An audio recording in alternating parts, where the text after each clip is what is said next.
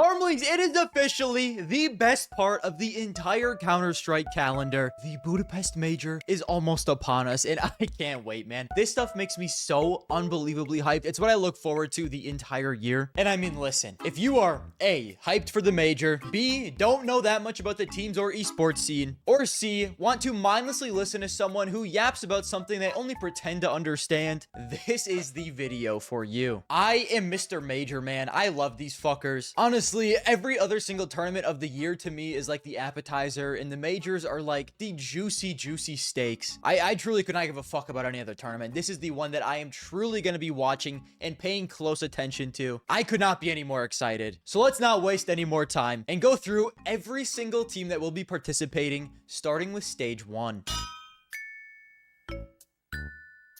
I hate these pussies, and you should too. You can go back in this channel's history, and if you've been watching for a while, you know I fucking hate Rare Adam, bro. I hate them. Rare Adam? More like dumb Adam. 14. You guys know how the NBA has people from the FBI arresting them for like this huge betting ring scandal? All I'm saying is the FBI should check out Child King next. I don't know if he's necessarily match fixing, but I'm suspicious of him nonetheless. I mean, for God's sake, his name is Child King. Rare Adam is a majority Chinese team, and they are one of the 6 Asian teams that will be in attendance here. Here is their lineup. Here are their stats over the past 3 months as of me making this, and of course their best player is the King of Children. Now at this part I was gonna say probably the biggest sleeper on this entire team is Kaze, but I don't know what is happening with this team anymore. Kaze was named the Rare Adam player coach. What is a player coach, you might ask?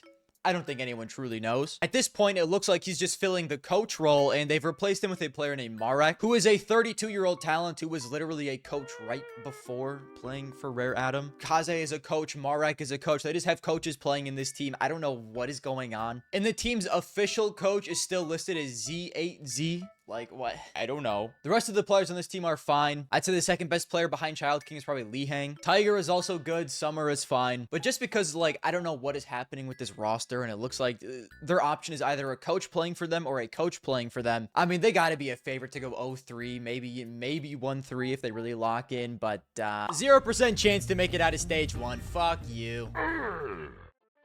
Red Canids is the worst ranked Brazilian team that is going to be in attendance here, but I actually have high hopes for them just because they recently rid themselves of the plague. Yes, the plague. They were unfortunately taken over by the Uncle virus. Coldzera joined this team in 2024, and with him he brought Henny, and then eventually also Phelps. And let me tell you what, they were not good with this old man roster, as they came in last place at the Blast Austin Major, South America's MRQ. And after they would eventually rid themselves of the Uncle virus, the team would now consist of actually some young and exciting players. They have Drop, Shay Jesus, Kawez, History, and Venom Zera. Here are their stats over the past 3 months. Their highest rated player is Venom Zera, who I think has been underrated for quite a while. And then right behind him, you also have Drop and Shay. And honestly, after looking over this team, they're a really cool story. They went from a team being in Uncle-town to now being a team of kind of Brazilian rejects in a way. Drop was kicked from Furia and MIBR after a combined 4 years in the organizations. And it's insane to say, but he's only 21 after that stint. So he still has a lot of potential, and to be honest, it looks like he's doing very well on this team. Not only is he fragging, but he's also the IGL. It's kind of like an extremely budget version of NPL and Bait, even though I know NPL isn't calling anymore, but you get what I'm saying. Shay Jesus was only given 6 months in Imperial and then would be benched. And in the past, he has shown promise in tier 2, so it would be cool to see him as well have success on this team. And of course, you have Kawez, who was in Pain for 2 years. And shortly after he was kicked, that Pain team made the semifinals of a major. That's a tough pill to swallow. That could not be good for the ego. But if we're looking on the positive side, he'll surely have a chip on his shoulder during this tournament. He still wants to prove that he has what it takes to be on a very solid Brazilian team. The other 2 players are a little less known, but still very talented. Venom Zera has been a part of the Red Canids team for a millennia, and he is easily the longest tenured player on this current team. He joined in October of 2023, and during his time, he has posted a 1.11 rating. He's always been great, but was kind of overshadowed by David when they played together, and we'll have to see what he is truly made of here. And lastly, the team's AWPer history. He's been on like a trillion tier 2 Brazilian teams, most notably Fluxo. And during his time on that team, he posted a 109 rating. And while he is the lowest rated player on the team, he is a very serviceable AWPer. So I think he'll be fine. Overall, I love the storyline of this team. And due to the chip on nearly everyone's shoulder, I could totally see them being this major's legacy, potentially.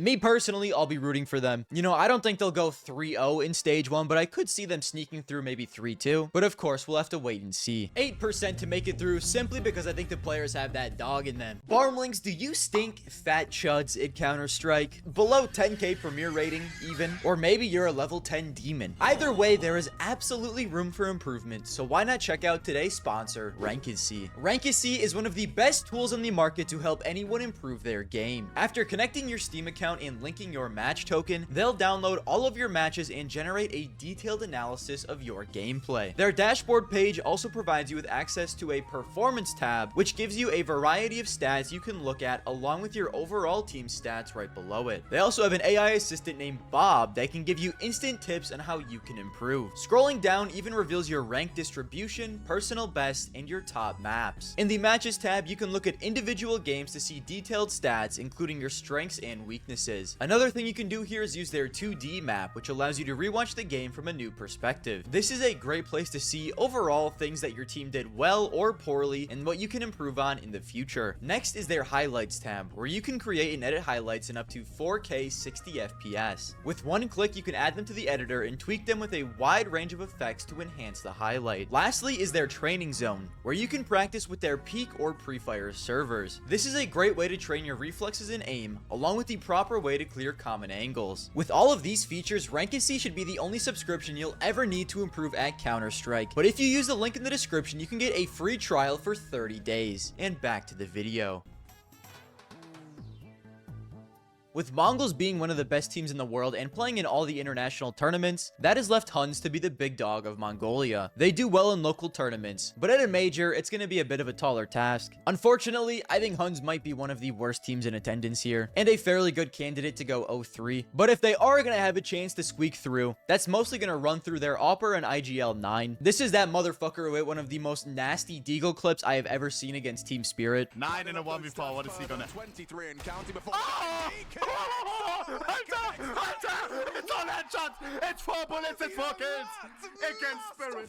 You know, they did end up getting stomped by Donk, but like that one clip has shown me that maybe they could do something at stage 1 here. Here are their stats over the past 3 months. Their highest rated player is Score, who a lot of people were saying should have been the one to replace Senzu before Controlla's kind of is the stand-in right now. And I mean, depending on how this major goes for Mongolz, he still potentially could afterwards, but you know, we'll get into that later. And along with Score and 9, Cobra Zera is also a very good player. Zerolte is also here. And while yes, Bartik is their worst rated player, he's also Mazzinio's older brother. So, you know, take that as you will. But, you know, overall, I'll be praying for you guys. Hopefully you don't go 0-3, but you're going to be one of my favorites to do so. But hey, I'm completely willing to be proven wrong, okay? I don't know. You can have 5%, I guess.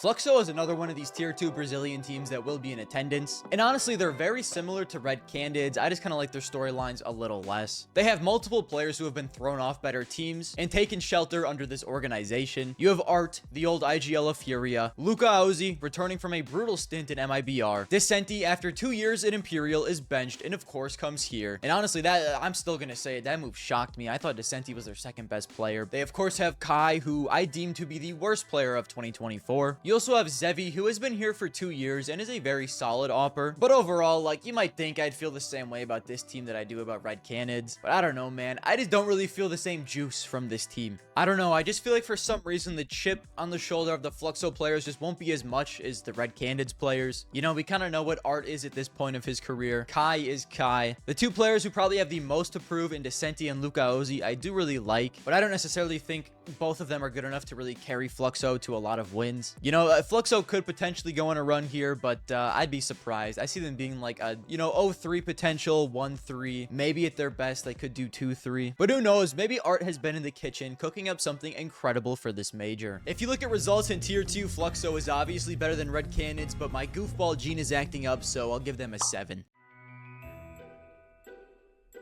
I'm gonna be real, I kind of forgot these guys existed. They're the heart and soul of Australian CS. All they do is make good moves on paper. And I mean, since their Dykster roster, they have just fallen off a cliff. They were like consistently a top 20, around the number 20 ranked team in the world in 2024. And after all the moves they've made, they have now fallen to number 32 on the VRS rankings, losing to teams like Basement Boys and Gen 1. And I feel like all the moves they made were valid. Alistair was the worst AWPer in tier 1, and replacing him with Regali was a good move in most people's eyes. The team ends up underachieving versus any other team in the top 20, so you bench the IGL Degster and move to a more firepower team with Fnatic. It makes sense to me. I'm sure Inns can do a fine job as the caller. You know, as we've seen from teams like Mouz, it is mostly a firepower game anyways. Then you replace Liaz with JKS, a seemingly slam dunk move. Then you even add the IGL from the best team in Australian history, Azur, as the coach. You'd think everything would come together, and here we are. They're like 10 spots lower than they were a year ago. Here are their ratings over the past 3 months. I don't even have a top 20 filter on. It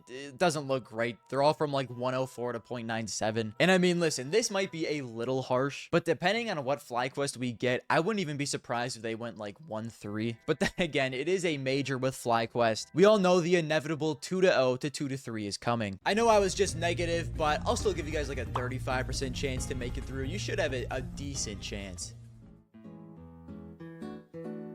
I do not like Imperial. I'm just gonna say it. I'm sorry. I just don't think I can ever believe in this team with Vinny at the helm. He has never once filled me with confidence as the caller of this team. Every time I've watched them play, it just doesn't look good. And with South America being South America, they're basically just like a Fluxo and a Red Canids. They're kind of also a team of Brazilian players who have been shunned from tier 1. It's like this entire region just trades the same 10 players back and forth. You have Cello and Skulls from Furia. And after seeing how good Furia is now after benching them, it isn't a great look. But listen, I do love Skulls as a person. He's easily top 5 cutie patootie Counter-Strike pros. I mean, Kerrigan was not lying about that smile. Vinny is also an old Furia player who transitioned to IGL. And like I said earlier, I mean, every single T side I watched this team play, it looks like every single player has the monkey with symbols video in their brain. You know, TV static, Patrick Milk Tip. I mean, it's like there's truly just no thoughts. They also have No Way, who the team must value higher than Decenti. I'm like, I don't think No Way is a bad player. I'm just still so shook by that entire move. But as you might expect, there is one saving grace to this roster, and that is Try. He is the one bright spot of this entire team, and I mean, he is a freak with the AWP, but a lot of the time, that just isn't enough. But with all of that negativity being said, they're extremely dominant in Tier 2 Brazil. They just kind of struggle to put it together against real top 20 teams. And I mean, the thing is, like, Tier 2 South America surely is harder than, like, Tier 2 Asia. So I do trust Imperial more than a lot of the other teams in Stage 1. If they get some good luck with their matchups, I could absolutely see them squeaking through like 3-1, 3-2. If they get unlucky, I could also see them being 1-3. So at the end of the day, it's really just going to depend on how this group stage plays out and what teams they play against. 30% to make it through Stage 1.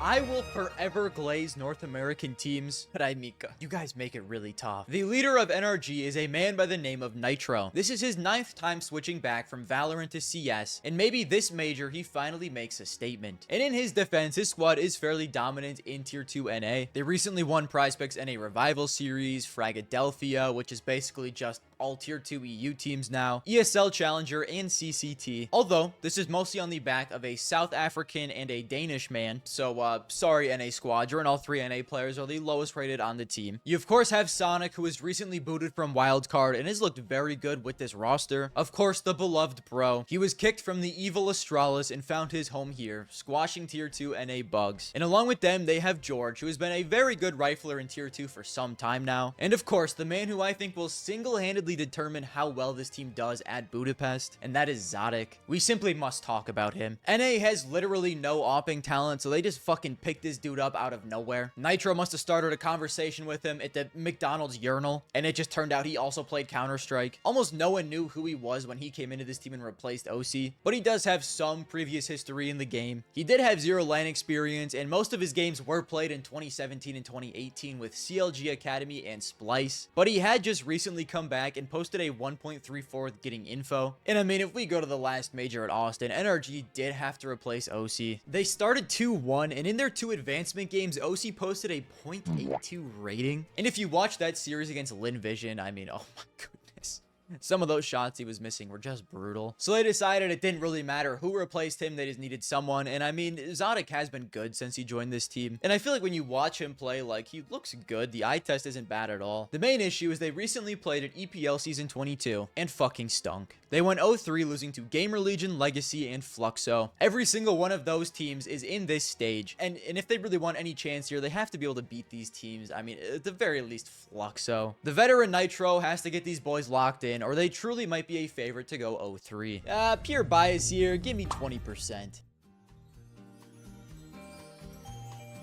Along with Red Canids, Parivision is my other favorite sleeper team from this stage, and it's probably fairly obvious why. Jame is back to the major, and guess who isn't? That's right, it's VP. I mean, what a glorious, beautiful day. Jame might be one of the most underrated players in the game at this point. I mean, sure, his style did not always look great while he was on VP, but I mean, there is something to a Jame system, man. It feels like the floor is always fairly high, and the ceiling is kind of dependent on who he has around him, and who he has around him is 4 no-name Russian fetuses, which should honestly terrify everyone. If you've been paying attention in Tier 2, you'll know these players, but if not, I can help you out. Belchanok has been in and out of Parivision like 40 times since 2023, but it seems like with this new team, he's finally stuck. And along with him, you have AW, who was in a team called DMS for like 2 years, and he was their second best player, behind someone you might know as Molodoy. He then joined Amco, where he posted a 109, and this was apparently enough to catch James' eye. But probably the two most exciting players on this team is Zelo and Nota. Zelo played on Gun 5 for about 2 years as their aggressive entry, where he posted a 109, and well, it seems like James has fully unlocked his powers. And Nota was a monster when he played on Rush B, posting a 1.21 rating, before moving to Amco, where he did drop to a 108, but still looked very impressive. Along with Belchanok being 21, Zelo and AW are both 19, and Nota is 18. The average age of the riflers on this team is 19 and a quarter. They're incredibly inexperienced, but behind a seasoned and major winning IGL like Jame, who, by the way, he still got it on the Yop. He is the highest rated player on this entire team over the past 3 months. I truly deep down know in my soul Parivision is going to go on some run here. I can just feel it. All I'm saying is look out for the Parivision 3-0, okay? I'm telling you guys, I am all aboard the Parivision train for this major. Give me 50% here. I truly thought Lynn Vision would take a leap after their incredibly strong midseason form. They cooked at the Austin Major, making Stage 3, then made playoffs of Fissure Playground fairly easily, won a local ESL Challenger tournament, but then at Fissure 2, in CAC, they were kind of meh. They seem to be a very good team, but I'm still trying to figure out what their floor exactly is. Their IGL is Westmelon, and I mean, he is Lynn Vision. Look at his HLTV page. One team since 2017, and he's been their steady piece since they literally formed as an organization. They also might have one of the most underrated operas in the scene, freaky-ass Zacher. To help him is Starry, and well, those are the only 2 positive players on the team. Amelia has been here for nearly 3 years, and I mean, he's fine. He's never really been a high rating player. It's not really his thing. He likes to stay on the down low mostly. Call Me Sue played in North America for a while before returning home to China to play with Lynn Vision. The move looked like it was a slam dunk as he had a 107 in his first 3 months with the team, but the past 3 months he has fallen all the way down to a 0.93. If Zacher and Starry lock in, this team has a fairly high ceiling, but I also wouldn't be surprised if they dropped out like 1-3. Lynn Vision has the potential to get blown out by Flyquest, but also potentially beat a team like Faze, so just give me a 50% here. Some of you might not know this yet, but recently Bait has taken the training wheels off. Recently they came to the realization of, wait, our best player is NPL, and he's also our IGL, and even with that burden of having to call, it looks like he's 1v9ing every game. What if we gave the IGL duties to another player, and just let NPL frag like a star player? This is what the team stats looked like prior, and immediately after getting to Just Play, he posted a 1.38 rating against Heroic, Faze, and Astralis, and over 2 full events he has ended with a 1.16, and of course Bait also made the quarters of PGL Bucharest. So, you know, NPL at least looks unbelievable. The bad news is we don't actually know if Alex is a good IGL. The rest of Bait is also incredibly inconsistent, and Headtrick has been having a stinker recently. Most of NPL's help comes from Ken Sisley. You know, Kenny sometimes looks very good, other times looks meh. It's just literally everyone on the team is inconsistent besides NPL. At least Kenny and Essential are both positive. I think literally just the entire thing with Bait is will NPL get help? They can be a very good sneaky tier 2 team if he plays well and, you know, he literally anyone else helps him. If he does get help, this team can be a very sneaky dark horse. And as long as NPL doesn't just completely fall off for some reason, I am expecting them to make it through stage 1. And I mean, bro, if Hedrick locks in, Kenny locks in, this team can be very dangerous. Fate's literally going to be one of the favorites to go 3-0. I'm thinking I'm just going to give him like a 75% to make it through. More NACS. You guys know what NACS is like? Imagine a beautiful cake, but instead of flour, you replace the flour with rat poison. You see this sneaky yummy dessert that you can possibly have. You get excited for it. You make a playoff run at a tier 1 tournament. You take Mouz to 3 maps. Surely this will be a delicious cake. Then you take a bite. Boom. Hospital. Severe stomach explosion. You make a great run at Blast Premier to then lose to OG 0-2 at the Thunderpick Close qualifier and lose to Ents Heroic and Furia to finish 1-3 at EPL Season 22. The only win you got was against Rooster. Rooster was only here due to a Make-A-Wish request, man. I mean, like, that doesn't even really count. Along with this, recently they played at a Fragadelphia event where they made the finals against NRG, went up 2-0, and then choked the series, losing 2-3 in the finals. I think, I don't, like, hate NRG, but at the end of the day, I mean, you guys should be better than NRG at the very least. It is a very classic NA move to go up 2-0 in a final and then lose 2-3, so I don't really necessarily blame them. And I feel like we should be used to this. M80 has gone on really good runs just to completely crumble afterwards. The good news is, though, this team typically falls off against tier 20 teams. They're very similar to how Flyquest used to be, but it seems like they have been getting better recently. Well, I guess the main one is pretty much just Slacks. Slacks fries in tier 2 NA, but very often he would do this and then drop to like a sub 1 rating against good teams. But over the past 3 months, he does have a 107, so he does still drop, but it wasn't as egregious as it was before. I guess the only main issue now is the one guy who never fell off against good teams was Lake, and it seems like Slacks and Lake kind of just swapped positions, because now over the past 3 months, Lake has a 119, and against top 20, he drops to a 102. But listen, if Lake and Slacks can both lock in, this team can do work, and even Hex. Like, I think Hex is also a very underrated player, but at the end of the day, for me, and it kind of like hurts to say this because I had very high hopes for M80. They're kind of in the same boat as NRG for me. Fairly dominant in tier 2 NA, but I just don't know if they have what it takes against these better teams. We saw their potential earlier this year. They're just so inconsistent, and the jury's still out on Sin IGL. M80 plays like the team I know they can be. They can go 3-0 in stage 1. If they play like a North American team, well, you know, a 1-3 might be waiting for them. I'll give them 35% to make it through, same as Flyquest.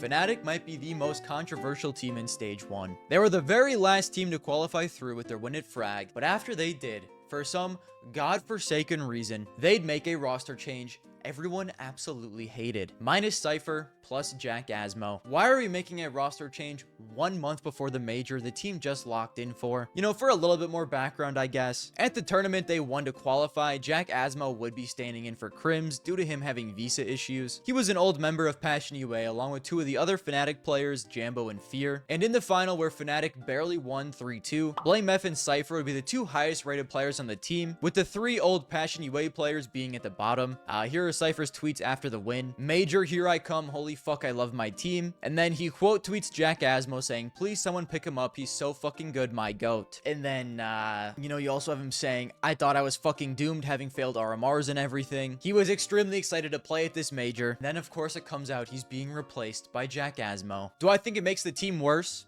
I mean, so far it looks like it, but not even just the team being worse. Like on a human element, replacing Cypher after all of this is genuinely so fucked. If there was some insane prodigy, maybe I could understand, but like the team has literally looked dog shit since this move. It then later came out that it was between Crims and Cypher for who Jack Asmo would replace. What the fuck does Crims have on this team? What kind of blackmail does he have on Fnatic? I have to know. Overall, I feel horrible for Cypher, and this situation stinks. You guys couldn't even give him the major he was so excited to qualify for. So I mean, this is pretty much all you need to know about Fnatic. We will be hate watching them this major, which honestly pains me because at the end of the day, I am also a Blame F lover, but you just can't do your boy like this. Best case scenario is Blame F drops a 1.5 rating and Fnatic goes out 0-3, and maybe Blame F will finally be poached from this godforsaken team. 15%, fuck you.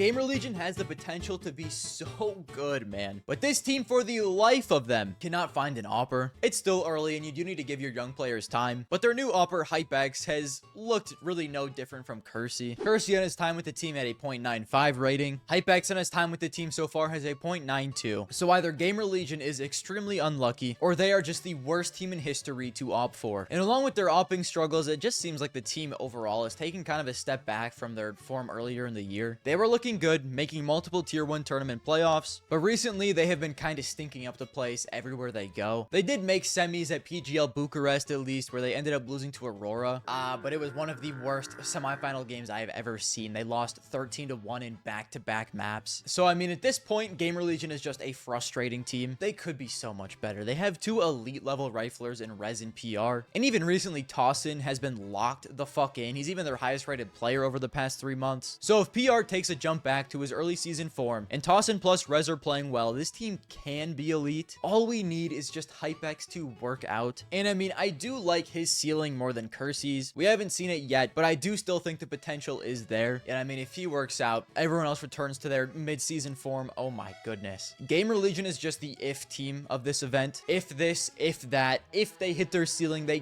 could be good. Unfortunately, recently it looks like all we've really seen is their floor. Despite their recent struggles, they should be one of the stronger teams in attendance here. I'll give them a 75% chance to make it through. Recently, Legacy has just locked the fuck in. They're the highest ranked Brazilian team in Stage 1, who are coming off their first ever event win at CAC. And then right after that, they make the finals of PGL Bucharest and barely lose to Aurora in all 5 maps. They look good, man, and it's a good thing they did lock in because I was kind of starting to lose faith in this roster. I was thinking, maybe Austin was a fluke. They hadn't really looked like a good team since then. And I still don't know exactly what this team's floor and ceiling is, but what I do know is they should absolutely be a favorite to make it through Stage 1 of this tournament, potentially going 3-0, and I'm honestly interested to see how far they can go at Budapest. Could they make the playoffs?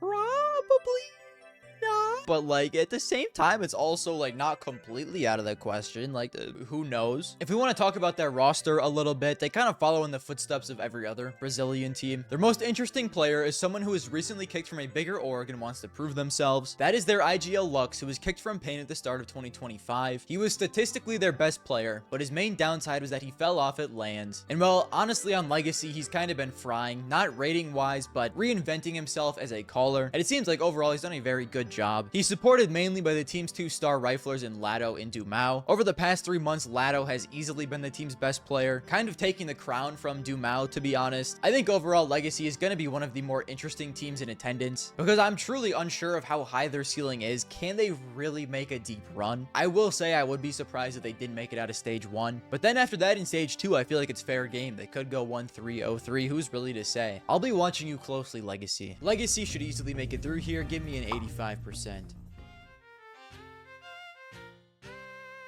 This team seems like the polar bear in Arlington, Texas of Stage 1. It's Faze Clan. How can you possibly be with Legacy and Gamer Legion? But I mean, to be honest, this is kind of exactly where they belong. Faze have been incredibly shaky the entirety of 2025, with their best result all year being a 3rd place finish at PGL Bucharest. Recently, they also kind of fucking stunk at IEM Chengdu and CAC. Like, they probably should have won CAC, man, and they came in 7th to 8th place. And they got kicked out of that tournament by a foot. This is an entire team is like 8 years old. Recently, they took the rock of the team, Rain, and replaced him with Twist. Then replaced Alicia with Jacob, and then benched Brokey only to bring him back a month later. They've just been a mess all year, man. If you look at their stats over the past 3 months, it's kind of insane. Twist is a fucking animal, okay? He went from a horrible situation in Liquid, where he was easily their best player, to a horrible situation in Faze, where he is easily their best player. Frozen is also playing great, posting a 1.18 over the past 3 months. Brokey a 105, and then you have Jacob and Kerrigan not playing very well. At this point, Kerrigan is basically just a meat shield with a big brain, and I don't know if Twist is going to be enough to pull this team into relevancy. Like, don't get me wrong, they should still easily make it out of Stage 1. They should. If they don't, it would just be a complete disaster. But at the same time, like, there is quite a few teams in stage 1 I wouldn't really be surprised if they lost to. So I don't know, man. Like, this team is in such a weird rut, in such a weird spot right now. But then again, even when this team does look cooked, somehow Kerrigan just always pulls this team to a major playoffs at least. The last time FaZe didn't make the playoffs of a major was Rio in 2022. So while they do have a lot of questions, can Kerrigan drop more than a 0.8 rating? Is Jacob good in his current roles? What is Brokey at this point? Like, he isn't bad by any means, but is he really elite anymore? I feel like it might not even be a horrible bet to say some way, even with all of these questions, they could stumble into the playoffs. But then again, if there was a time for them to miss, I think this would be it. They've been horrific, but it is still FaZe. Give me an 80%. While editing this, I realized I just skipped over NIP. Sorry, fellas. So I am going to make this fairly quick. NIP is a weird team coming into this because I have really actually liked what they've done with their new roster. Snappy is a veteran IGL. Shush is still a very good anchor. Wrinkle is an AWP with a ton of potential. U-Jerks was great on Saw. And X-Kapersky, who is absolutely their best player, has looked great since joining. They're just incredibly inconsistent. They looked awful at PGL Masters Bucharest. Their one actually decent result was at StarLadder Star Series, where they made the finals and lost to NAVI. They got beaten by NRG in the finals of Fragadelphia Fragville, lost to Venom at Thunderpick World Championship, and looked horrible at Draculan Season 1. They've been really inconsistent and for the most part just bad recently. A part of the reason for that is Wrinkle has been atrocious with the AWP as of late. Shush has kind of taken a step back since when he first joined this team, and it's pretty much X-Kapersky versus the world. They can make it through this stage if they play up to their potential, but recently they have looked horrible, so you know, it's who really knows what they'll do. NIP, I like you guys, but I gotta put you in the Imperial M80 Flyquest category. I'll give you like a 34%. So here is every single team playing in stage 1 and kind of how confident I am in them moving to the next stage. Should you use this for your pick'ems? If you want to, sure. Will this age terribly, and will you be mad at me if you do? I can almost guarantee it. Every single team besides maybe Legacy and Bait is very inconsistent. So this entire stage is genuinely gonna come down to just who wants it more on any given day. At this point, it's hard to say who is going to come into this playing well and who's going to come into this playing horribly. Guys, I'm not even trying to be a dick here. The stage 1 teams might genuinely be better than the stage 2 teams. First, we have MIBR, who have recently tried the trick of copying Furia's homework. They think to themselves, what if we just signed a young European AWPer and a European rifler who everyone says is washed and recently played with James? And to be honest, I love him, man. It's not like old MIBR was exciting. At least maybe now they can be a decent budget Furia. Initially, it looked like their new AWPer Klim was a demon, but all of it was also against tier 2 Brazil. Against real teams at CAC, he did drop a 0.81 rating. So, I mean, if that's how he's going to look at Budapest against real teams, we're going to have a problem. I don't personally think he's that bad. I think he'll be closer in the middle, like maybe like a 105-ish area rating. But just being decent on a team like MIBR, I don't think is going to be enough to really push them over the edge. The other hard hitter on this team is, of course, Insani. Over the past 3 months, he has a 1.24 rating. And at this point has been MIBR's best player for years. Everyone has been begging to either get him help or get him out of there. And I mean, if Klim can be that, MIBR is absolutely a dark horse team that could maybe do work. The other 3 players on this team, in BRN is in, Kickard, and the IGL exit are fine, but I feel like they don't really move the needle. This is absolutely going to come down to the 2 tanks on the roster, and Insani and Klim. If they can perform as well as they are against tier 3 Brazil, this team is going to be insane, but you know, we'll have to see what happens. Stage 2 is a little weird because we have to take into consideration the 8 new teams that'll be from stage 1, but I'll give MIBR a decent shot here. I do like what they've done. I'll give them like a 25% chance.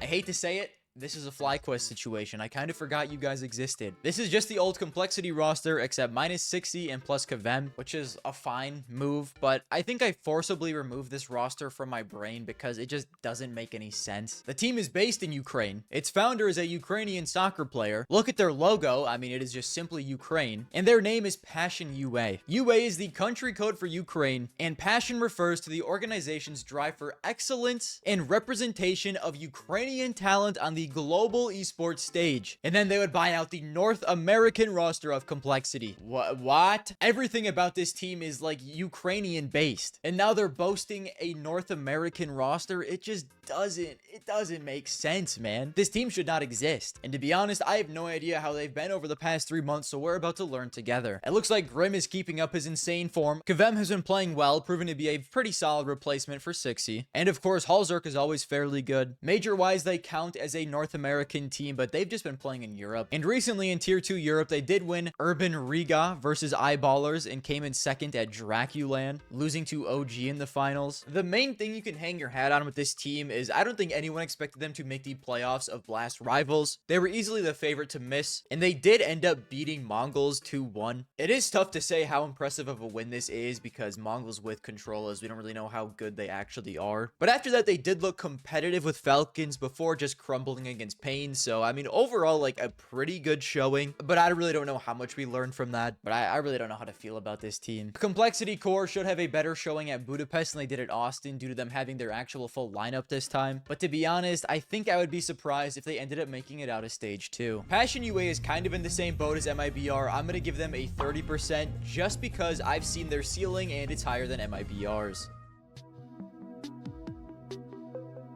This is realistically the best chance a Chinese team has at winning the Budapest Major, and it only makes sense for it to be the legendary organization of Tyloo. The formula for this team is very simple. If Jam Young is on, they can genuinely play anyone. But at some point, you do need to get him some help. Over the past 2 events, they have not won a single match, and Jam Young has been performing very well. The main issue is that G and Mozia, who are normally his 2 biggest helpers, kind of have not been playing well. So, like, he does need some level of help, but we have seen him still put the team on his back. Earlier this year, he carried the team to their first ever international LAN win. The other big name value player on this team is, of course, G. He is a fine AWPer, but his best feature might be that he is just the most likable guy in the entire scene, which is actually an insanely underrated quality because unlike most majors, this one is going to have a crowd throughout the group stages. So a majority of the time, because of G, Tyloo should have the crowd buff, which listen, man, you cannot underrate the crowd buff, okay? It's a real thing.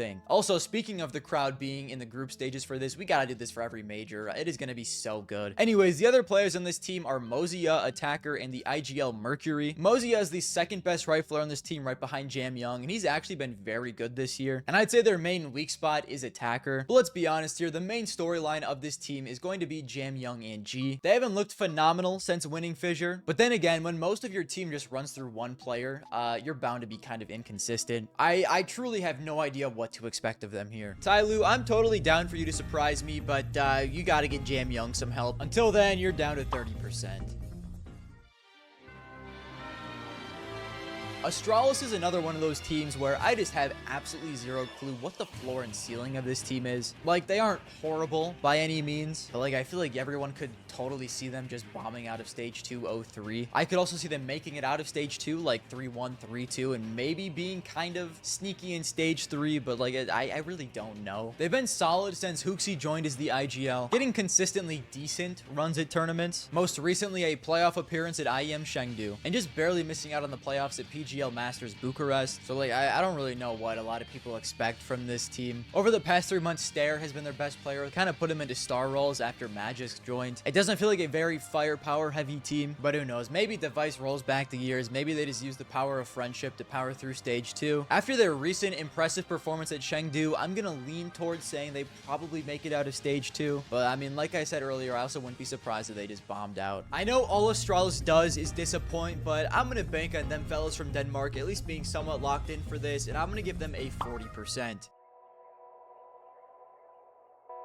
I know for a fact you guys do not come here for good rational takes. I'm just not that guy. What you do come here for is North American Cope. Feel free to skip past this part if you would like. Out of every team in stage 2, to me, Liquid is the most interesting. The 3 teams ranked above them are no doubt better, okay? I'm not insane, but there is something about this Liquid team, man. No matter how dog shit they look, I just cannot shake the feeling that they have this insane potential ceiling. Okay, and you're gonna roll your eyes because we've been saying this for months and months, literally like for 2 years with Liquid, but I'm just gonna keep doing it, man. I just cannot stop thinking about that potential ceiling of this roster, okay? At the end of the day, I am potential, man. It's just how I'm wired. I am always going to value a theoretical ceiling over a realistic floor, and listen, it might be my biggest weakness. It's why I hate boring, low ceiling, high floor teams, like old Furia before the European editions. Like, what if this Team Liquid actually came together? NAF, NA Legend, has been a rock for years and years. People were saying bench NAF, NAF stinks. And over the past 3 months, NAF is now Liquid's highest rated player. Alige is, I mean, do I really gotta explain Alige? He lost a little bit of glaze during his stint on Faze, but he's still a great player. Nert's Rookie of the Year and top 20 player in 2023 absolutely has the potential to be a top 20 player again in 2026. Ultimate is incredibly wishy-washy. Sometimes he's the greatest player on earth. Sometimes it looks like he needs to be immediately benched. But me being potential, man, I just can't get over how good he looks at his ceiling. And of course, last but not least is Suhei. Carried Gamer Legion to a major final a decade ago, need I say anymore? The pieces themselves can be so good, and when you put them all together, they've looked meh. Since they've gotten a leash, they've played 3 events so far of me making this. They got 3rd place at Birch Cup, 3rd place at CAC, and made the quarters of PGL Masters Bucharest. So like with the names on this roster, you would obviously want more than that. You know, losing to Saw in the way they did in that Bucharest quarterfinal was not great. Kind of a horrific showing. And overall, they currently seem to be like just a decent, fine team and not a great team. So with all of that glaze out of the way, I suspect they'll bomb out of stage 2-0-3. There's a devil and an angel on my shoulders right now. Devil's telling me to put 100%. Angel's telling me to be realistic and put like a 35%. Fuck them both. Give me a 65% here for Liquid. I believe in you.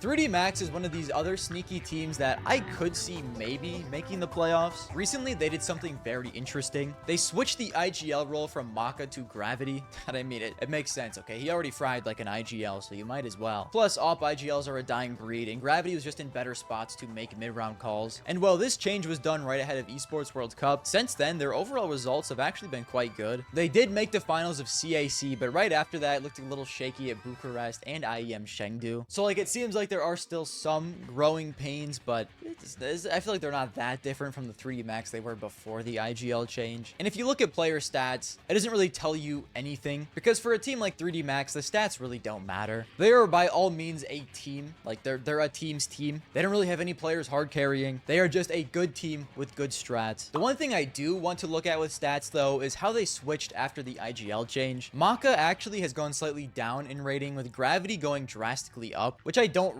really understand how that works. The burden of calling has made Gravity better somehow, and you would think the burden of calling being taken away from Maka would allow him to frag better, but it really hasn't. So I don't know. I mean, overall, 3D Max is just a good, solid team. I'd be surprised if they won a playoff game at Budapest, but like I said, maybe a dark horse to make the playoffs. At the very least, I would be surprised if they didn't make it out of stage 2. I'm gonna give 3D Max a 75% chance to make it through. They can be shaky, but overall, I believe in the teamwork, and I think they'll be fine.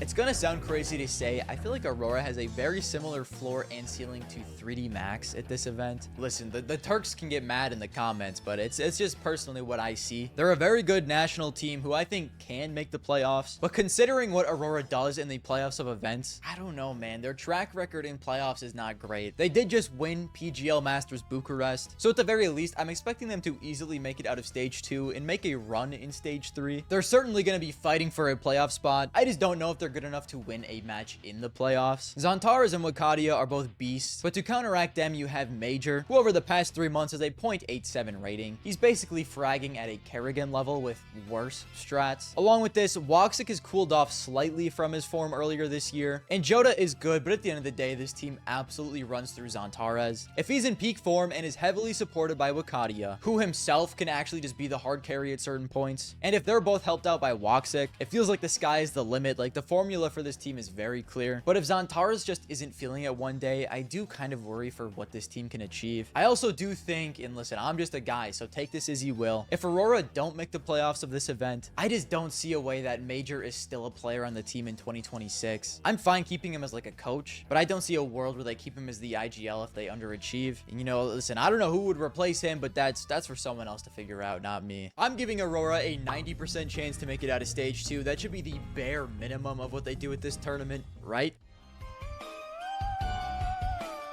NAVI might be the most excruciating team in all of tier 1 right now, because in the back of my head, I'm like, they're being way too disrespected. I feel like everyone is sleeping on NAVI. Sure, it was a scuffed tournament, but they win StarLadder Star Series Fall 2025. Go on a fairly decent run at EPL Season 22. Barely lose in the finals of Thunderpick World Championship 2025 to Furia. And then they look complete shit at IEM Chengdu. I just don't know what to do with them. I don't get it. I feel like they have the potential to be so good, but they're just so shaky. If you look at their stats over the past 3 months, one thing becomes very clear. Bit is back, okay? We were worried about Bit a little bit earlier this year. He did not look great. Recent form Bit has been very good. Ema is maybe playing some of his best Counter-Strike on Navi. Wonderful is fine. He's wonderful. You know, he has these high ceiling moments, but he is also prone to bozo moments. And the newest addition, Makaze, has actually been pretty good. A 1.09 against the majority tier 1 teams as a rookie is nothing to scoff at. And honestly, maybe the best news of all for this team. Alexi isn't just a meat shield anymore. I feel like he was fragging at a pretty horrific rate throughout a majority of 2025.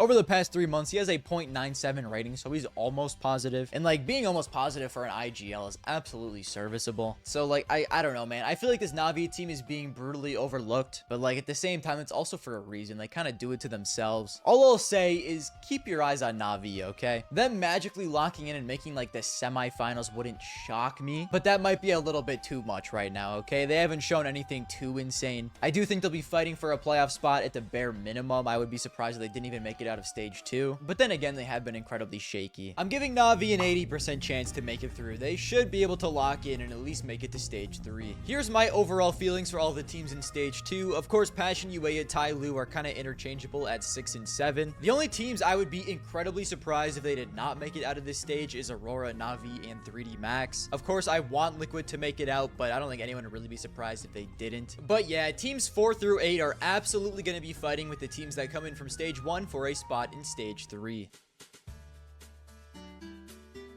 Unfortunately, without a doubt, the polar bear in Arlington, Texas of this stage. Their placement in stage 3 is nearly completely just from their run at the Austin Major, as they have done literally nothing since then. You know, they make the playoffs of Bucharest and Fissure, but that is literally it. They did not look impressive at CAC. They did not look impressive at Chengdu. At Blast Rivals, they were fine. They beat Tyloo and Passion UA and lost to Furia twice. And like, this isn't to say Pain is a bad team, but like when you start in stage 3, most of the time you're expected to be fighting for a playoff spot, and I think I would just be surprised if they were. The one thing that I do like about Pain is their roster on paper, which unfortunately doesn't mean much if it's not very good in practice. You know, like, there hasn't really been a single player that has been great recently. I loved what I saw from DGT and David prior to joining Pain, but the issue with trying to squeeze a bunch of good players into a team is that it's very hard to make everyone comfortable. And I mean, like, these two players just haven't been great over the past 3 months, but sometimes it does take a while for things to mesh. And I know they've had like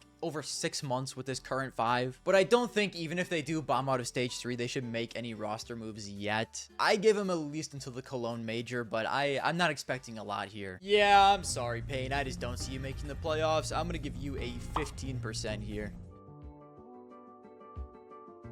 After Pain, we really start to get into the heavy hitters of this tournament. G2 is a great team, but the main issue is that the Budapest Major is not run by Blast, which is of course where G2 does their best work. Since the start of CS2, 75% of G2's trophies are from Blast events. They just farm those fuckers. The only tournament they've won in CS2 that wasn't Blast was that IEM Dallas run with a Stewie stand-in. So of course, not something you can do consistently. But since this new G2 roster formed, they have been very good. They of course had that upset win in the Blast Open London Finals against Vitality. They made playoffs of Fissure Playground 2 where they lost to Mongolz. That's understandable. But where things start to get a little, you know, a little rough is them missing the playoffs of EPL Season 22. And that was with a free win against Faze in their first round. Like, they literally just didn't have to play. They got the free win. So realistically at EPL, they actually went 1-3. And their last game to qualify was against 3D Max. 3D Max is good, but if you're G2, you just have to win that. The other thing with this team is the one game they won at EPL was against Furia, who is probably the best team in the world right now. So like, it seems like they can literally beat anyone. They just don't seem to be very consistent yet. Like, they can also lose to pretty much anyone. The Saw Hunter leadership combo seems to be going well. And I mean, no disrespect to Hunter, but I think Saw could turn my dog into an elite IGL. He just might be the most unbelievable coach in the scene. The rifling core of Heavy God, Maddies, and Mobs is fantastic. And even the one piece that can be concerning sometimes, the Opera Sun Pius, does have a 108 over the past 3 months. So it looks like he's even playing pretty well. A lot of the teams we've talked about so far rely on like 2 really good players, but G2's entire team can frag out at literally any time, which makes them incredibly scary. I could absolutely see them making a run for the trophy here, but then again, so could pretty much every other team in stage 3. Give me a 65% for G2. I really like what they've been doing, but we can't be certain they're a shoo-in yet.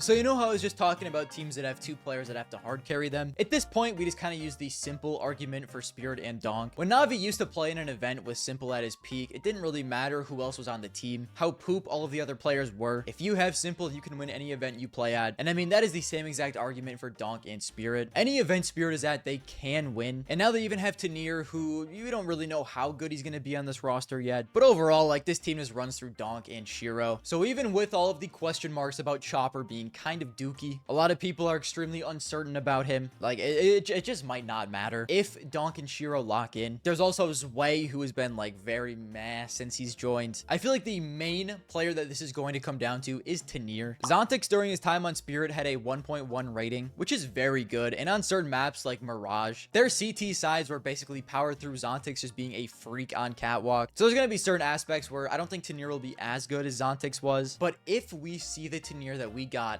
on Heroic, Tanir, Donk, and Shiro is a filthy trio. But then again, that's just in theory. The team did not look very good at Chengdu. They looked pretty good at Blast Rivals, beating Mongolz and losing to Falcons and Vitality. And I mean, that Vitality series was simply incredible, but they've had issues coming close, but not actually being able to beat Vitality for a while now. It looks like that has stayed the same. And maybe even worse, Tanir has not looked great since joining. He is a 0.99. We've seen flashes, but I mean, not anything close to what he was on Heroic. Like I said earlier, Zwei has not been great. And I don't think he will like turn into this absolute monster at Budapest. But if Zwei can just be good, you know, take some of the slack off of Donk and Shiro, that can be a huge help. I think the main problem really does kind of come down to Chopper. When I was watching Spirit play Mongolz at Chengdu, their T side just looked atrocious. And along with not being able to call, Chopper has a 0.83 rating over the past 3 months. Jesus Christ. So like, I don't think Chopper is horrible, but it is very concerning the form he is coming into this major with. So, you know, we'll have to see if the supporting pieces are enough to support Donk and Shiro, or if they're just gonna have to drop 40 kills a match to maybe win a game. Despite all the hubba bubba,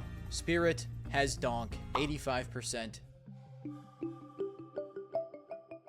Falcons have not played a single match at Budapest yet, and it is still going to be their best result at a major. Congrats, guys. You can go 0-3 and it won't matter, okay? You're still making improvements. History has been made. Of course, you look at this Falcons roster and go, oh yeah, they absolutely can win this major. You know, they probably do have the best trio in Counter-Strike with m0NESY, NiKo, and Kiyosuke. The main issues are, first of all, it's Falcons. You know, after those millions and millions of dollars, at this point, they're just cosplaying as Mouz, a team that can always make top 4 but can't actually win anything. Second of all, they have NiKo. NiKo is cursed to be the best rifler to never win a major. And I mean, if you believe in curses, there isn't really much more to say. I think, in my opinion, Falcons at a bare minimum need to place top 4 at this event, or it will be looked at as a disappointment. They've made at least the semifinals in their past 5 events, making the finals of 2. So they have to do at least that here, if not make the finals. Like, you look at them and they are a great team, okay? No matter how much you hate them, they are a great team. Easily one of the best teams in the world. But because of the roster they have, because of how much money they've dumped into this game, they're going to get clowned down until they actually win tournaments. I might have even been downplaying their expectations a little bit. They probably have to win Budapest or people are going to clown on them. Here are their stats over the past 3 months, and it probably looks about how you would expect it to. m0NESY is a freak, NiKo is still a freak at the age of 40, and Kiyosuke has been playing incredibly well for a rookie. And another thing with Falcons is they've been incredibly annoying the past 2 majors because they've just been dead rosters. Like the last one, they were a dead team with Magisk, who was confirmed to be leaving. The one before that, they were a dead team confirmed with NiKo joining. So we have literally not seen a true Falcons team that wasn't a dead roster for 2 straight majors. This is quite literally the first ever Falcons team to play at a major that wasn't just completely doomed. So maybe that helps with their mental. And I mean, like, it better, because we cannot keep seeing NiKo and m0NESY choke at these majors, man. If this was a normal tournament, Falcons would be at 90%. Because it's a major and it's Falcons, give me a 50%. They can choke at any point here. There's not really a lot to say about Mongolz, to be honest. They're still a great team with great players, but going into this, it's going to be such a weird dynamic. With Senzu just leaving like a month before this starts, they don't really, at least in my opinion, have any chance to make a run and win the whole thing. Unless all of the rest of the players go Super Saiyan at this tournament, I just don't see it. And that's not to say like Controls is a bad player. He was fine at Chengdu. Honestly, he's been more than fine. He's been actually pretty good on this team. He's been their second best player right behind 910 over the past 2 events. But the team just doesn't look as scary without Senzu. They just don't look like the Mongols that you're really, really afraid of playing. And the only way I could have possibly seen them keep up with that is if like Techno and Mizinio start playing out of their mind as the other 2 riflers on the team. And I mean, since this move has happened, they just really haven't. But it's just, it's such a strange situation. I just don't think they can truly do it without Senzu. Can they still make the playoffs with Controllers in instead? Sure. Like, it's not like the core 4 players of this team are bad by any means. They still can be very good. If they want to go on a generational dead team run and go all the way to the finals, hey, listen, man, prove me wrong. But overall, if I was a Mongolz fan, I'd be kind of heartbroken. You just come off of making the final of the last major. You're thinking this is the best chance Mongolia has ever had to win a major. Vitality has kind of fallen off since Austin. This is your time. And then the Senzu benching happens. I mean, I am truly sorry for you. But who knows? Maybe we'll remember this major as the Control-as GOAT tournament masterclass 1.8 rating performance to carry Mongols to the win. Realistically, though, I just don't see it. Mongolia Squadron, you're not gonna like this. Give me like a 30% for Mongols to make it through. They did not look good at all at Blast. There are 2 guarantees with Mouz. They will make the top 4 of this event, at least, and they absolutely will not win it. I mean, it's just what they've literally done since this roster has formed. They're the most consistent place top 4 team and not be an actual threat to win the tournament I've ever seen. Here are their stats over the past 3 months. Everyone knows how good the trio of Xerxin, Spinks, and Torji is, and I can't wait to see them lose in the semifinals to Vitality. But before I end this off, what if this was the event they broke through their seemingly concrete ceiling to win an event? I know it's a long shot, but Mouz is an incredibly good team. Now would be the time to do it. Plus, surely they'll have a crowd buff. This is a home event for Torji, so like I said with Tyloo, don't completely disregard the crowd buff. And I honestly think because of that, if there was ever a time for Mouz to lock in, now would be that time. I feel like the crowd is literally never behind Mouz ever. And maybe that's just what they need to push them over the edge. A lot of people wouldn't like it, but I think it would be cinema for Mouz, the organization that has been great for years and years and years. They've always been relevant in Counter-Strike, to finally win their first ever major title. And I mean, some of the conversations we could have after that would be gross. Mouz 1 major, G2 0 major, Xerxin 1 major, Nico 0 major, Brolin Genius IGL 1 major, Blitz 0 major. I mean, my god, a Mouz victory would probably cook the scene. I'm gonna say Mouz has a 90% chance to make it through. We know what they do. They're gonna make the playoffs at the bare minimum. Furia are the people's team, and god damn it, they might just be the best team in the world right now. The community as a whole, slowly, after Furia added Molodoy and Yakinder, switched from all supporting Mongolz, and I'm sure they still do, but it went from the Mongols being the people's team to Furia being the people's team, and I can't blame them. This is one of the most exciting and fun teams to watch in the entire scene, and I mean, the story is so good. Fallen, the godfather of Brazilian Counter-Strike, is still here at the top. Yuri and K Serrato have been here for years, and K Serrato absolutely could have left and joined a better team, but he was loyal, and it looks like it is finally paying off. Everyone thought Yakinder was washed, but he comes here and is thriving again, and Molodoy is without a doubt the rookie of the year. I mean, shit, he's arguably a top 3 upper in the world right now. This team overall is just fantastic, okay? The scene loves them, I love them dearly, and I think almost everyone is going to be rooting for them at Budapest. Well, everyone unless you are French, of course. This will genuinely be Fallen's best chance to win a major since the prime SK Luminosity days, and man, I mean, that would be something. To watch him win another major nearly a decade later. You know, at that point, he'd be a 3-time major winner, and it would be time for some extremely uncomfortable conversations regarding the GOAT IGL. Furia wins this, we do have to have some serious conversations about that. So, at the end of the day, Furia has to at least make the playoffs at the bare minimum. And if they do make the finals, whether they win or lose, it's going to be cinema. I'm putting my balls on the table here for the people of Brazil. Give me a 95%. Ugh.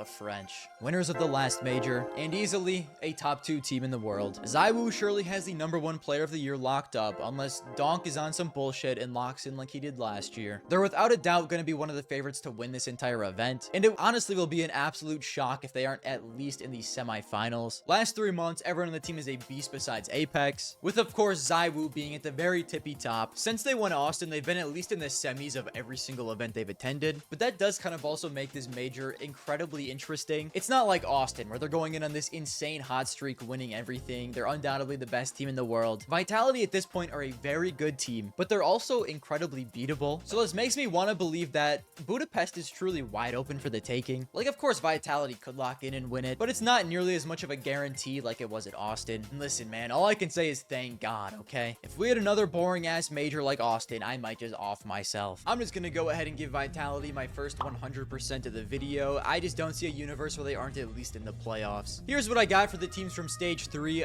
From what we've learned from previous majors, and for me just using my eyes, watching Counter-Strike, at the bare minimum, 5 of these teams should be in the playoffs of this major. At the bare minimum, it could even be 6 or 7. But I'd put my money on it being around 5 to 6 of the teams from Stage 3 being in the playoffs. And of course, if I had to guess, it's going to be teams 1 through 6 who will be that. The state of this scene is one of the most entertaining that I have seen in a very long time. Pretty much any team could make a run and actually win this, and I'm extremely excited to see how it all plays out. And if you guys want some more genius 90 IQ level takes, I got you. We have pick'ems coming up, so I'm not going to predict every single stage, but I will do playoffs and the winner. And the 3 CS2 majors we've had, it's been 5 teams, 6 teams, and 6 teams from Stage 3 who have made the playoffs. So for this major, I'm going to choose 6 teams from Stage 3, and that's Vitality, Furia, Mouz, Falcons, Spirit, and G2. And then from Stage 2, give me Passion UA, and Stage 3, give me NRG. I just got a feeling here. In the final, give me Furia versus NRG.